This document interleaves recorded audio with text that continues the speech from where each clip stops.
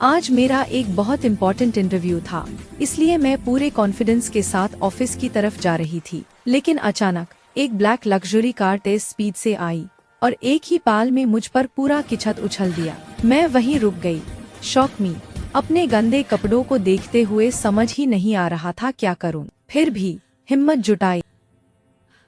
Interview room में घुसते ही interviewer ने सिर्फ एक नजर मुझे देखा और बिना कुछ सुने ही मुझे रिजेक्ट कर दिया। दिल बिल्कुल टूट चुका था।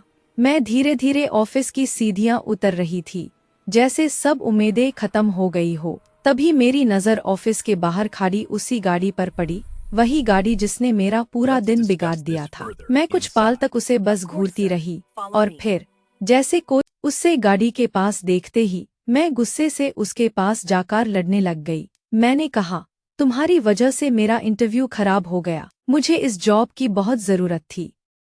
मेरी बात सुनकर वो कुछ देर चुप रहा, जैसे सोच रहा हो। फिर धीरे से बोला, क्या मेरी वजह से तुमने नौकरी खो दी? मैंने हाँ कहा और मैं जोर जोर से रो पड़ी। वो आगे बढ़ा और बोला, मैं इस कंपनी का मालिक हूँ और तुम्हें ये जॉब दिला सकता हूँ।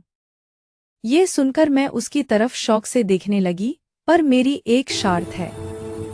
मैंने आंसू पोंछा, दिल में बस एक ही बात, मुझे ये जॉब चाहिए। मैंने कहा, कहो, मैं कुछ भी करने के लिए रेडी हूँ। तब उसने एक ऐसी बात कही जिसे मेरी सांसें रुक गई। तुम मुझसे शादी कर लो। उसने मेरी आंखों में देखकर पूछा, क्या तुम मुझसे शादी करोगी? मेन शौक। मैं बस उसकी तरफ देखती रह गई। समझ ही नहीं आ रहा था ये मजाक है या सच। मैंने गुस्से में कहा, ये कैसा मजाक है? लेकिन वो बिल्कुल सीरियस था। उसने कहा, मुझे जवाब हाँ या ना में सुनना है अभी। मैंने तुरंत ना कहा और वहां से मुड़कर चल दी। तभी मेरा फोन बजने लगा। कॉल देखते ही मैं सीधा हॉस्पिटल पहुंची। वहां मेरी माँ बेड पर बेहोश पड़ी थी। डॉक्टर ने कहा, मिस बेला, आपकी मॉम का तुरंत ऑपरेशन होगा और उसके लिए 50 लाख रुपए चाहिए। मेरे पास ना जॉब ना पैसे। मेन टूट सी गई। तभी मेरा फोन फिर बाजा। CEO। मैंने धीरे से कहा, हेलो, और आंसू पोंछकर बोला, मुझे आपकी शर्त मंजूर है। मैं आपसे शादी करने के लिए तैयार हूँ। व्हाइट गाउन पहनकर जब मैं वेडिंग हॉल में आई, मेरे हाथ कांप रहे थे। मैं इतनी नर्वस थी कि सांस तक सही नहीं आ रही थी। मैंने हिम्मत जोड़ी और उससे पूछा, तुम मुझसे ही शादी क्यों करना चाहते हो? वो मुझे सीधे आंखों में देखकर बोला, आज ही मुझे शादी करनी होगी, वरना मेरे डैड मुझे जबरदस्ती अरेंज्ड मैरिज में धकेल देंगे। उसकी बात सुन के पता नहीं क्यों, पर मेरे दिल का बोझ हल्का हो गया। जब उसने अपना हाथ मेरी तरफ बढ़ाया, मैंने बिना सोचे समझे उसका हाथ पकड़ लिया। कुछ ही पल बाद हमने रिंग एक्सचेंज की और हम दोनों की शादी हो गई। शादी के बाद वो मुझे अपने बंगलो ले आया। जैसे ही मैं अंदर गई, सारी मेड्स मुझे देखकर शॉक हो गई।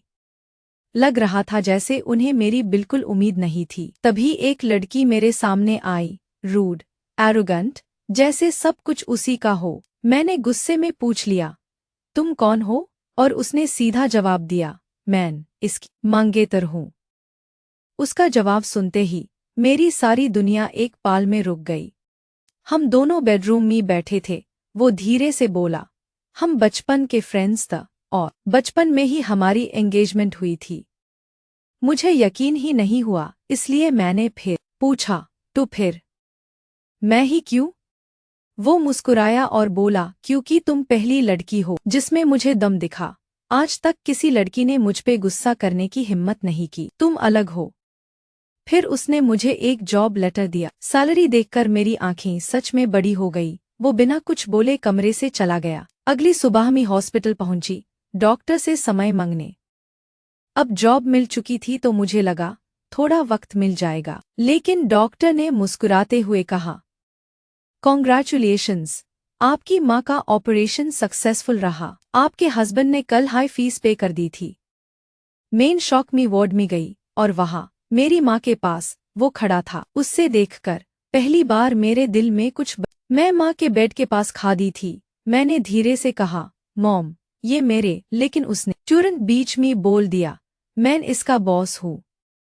मेन शौक में उसकी तरफ देखने लगी। तब वो मेरे पास हल्का सा करीब आकर बोला, तुम जब चाहो इन्हें सच बता सकती हो। हॉस्पिटल से बाहर आते ही मैंने उसका हाथ पकड़कर थैंक यू कहा। वो मुस्कुराया और बोला, तुम मेरी वाइफ हो, ये कोई बड़ी बात नहीं। उस मोमेंट मुझे लगा शायद वो इतना बुरा आदमी नहीं है। अगली सुबह मेन ऑफिस गई, अपने डेस्क पर बैठकर काम कर ही रही थी कि तभी वो रूड लड़की आई। वो मुझे देखकर ठंडी हंसी हंसी, ओ तो तुम यहाँ काम करती हो? और उसने पानी का ग्लास उठाया, सीधा मेरे मुंह पर फेंक दिया। पूरा ऑफिस शॉक में जम गया। मिस एनी गुस्से में मेरी तरफ देखती हुई बोली, चलो जल्दी से इसे क्लीन करो। मैंने उसकी आंखों में देखकर सीधा जवाब दिया, नहीं, मैं नहीं करूंगी। मैं अपना फेस वाइप कर रही थी कि मैनेजर मेरे ऊपर टूट पड़ा। वो चिल्ला, तुम्हें पता है ये कौन है?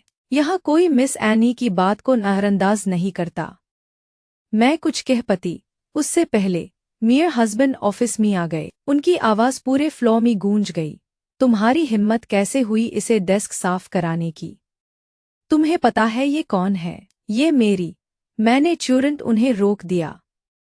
मैं नहीं चाहती थी कोई हमारे रिलेशन के बारे में जाने। मैंने नीचे देखा और कहा, डोंट वरी सर, मैं अभी डेस्क साफ कर देती हूँ। मैं डेस्क साफ कर रही थी। ऑफिस खत्म होते ही मैं नीचे खादी थी, तभी एक बड़ी गाड़ी आकर मेरे सामने रुक गई। उसमें से मेरा एक हैंडसम कॉलीग उतर आया। मिस बेला, क्या मैं आपको घर छोड़ दूँ?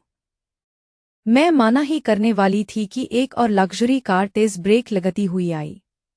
उसमें से मेरा हस्बैंड उतर आया। मेरा कॉलीग तो तुरंत डर गया। सर, हस्बैंड ने बस एक को सी नजर डाली, तुम गाड़ी में बैठो, और मैं चुपचाप बैठ गई। गाड़ी चल पड़ी। तब वो मेरे करीब आकर बोले, तुमने ऑफिस में सबको बताया क्यों नहीं कि तुम मेरी वाइफ हो? मैं धीरे से बोली, क्योंकि मैं सब कुछ अपने दम पर पाना चाहती हूँ। वो मेरी तरफ देखे और मेरा हाथ पकड़ लिया। आज से रोज मेरे साथ ऑफिस आओगी।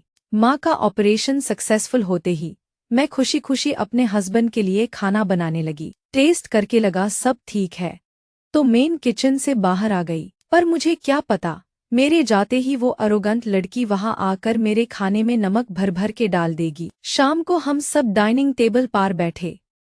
मियां हस्बैंड ने पहला बाइट लिया और उनका चेहरा देखते ही मेरा दिल डूब गया। खाने का टेस्ट तो बिल्कुल खराब था, लेकिन फिर भी वो मुस्कुराए और मुझे देखकर बोले, वाओ, मैंने इतना टेस्टी खाना आज तक नहीं खाया।